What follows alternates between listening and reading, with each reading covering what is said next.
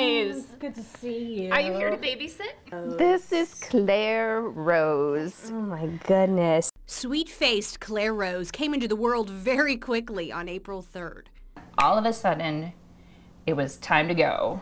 And we probably left the house 20 minutes before she was born. You did not give us much time, Peanut. Ellie didn't even want her husband Matt to stop at a red light. I get to Riverside and they were wonderful. The docs and the nurses were great.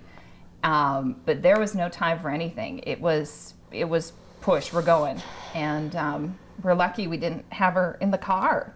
She's home, the nursery is organized, but as for balancing life, Ellie admits she's taking it one step at a time. Her firstborn, Caroline, was sick one of the first nights baby Claire came home. He was juggling a lot that night that Caroline was sick because, you know, what are you going to do? You got two, you figure it out. Okay, got this one taken care of, now onto this one. Caroline is going through the normal big sister emotions. She's kind of the protective big sister. She loves to be a helper. But other than that, she's kind of doing her own thing too. She's, you know, I want to go play and what's going on with baby? Yeah, whatever. And a family of 3 became 4.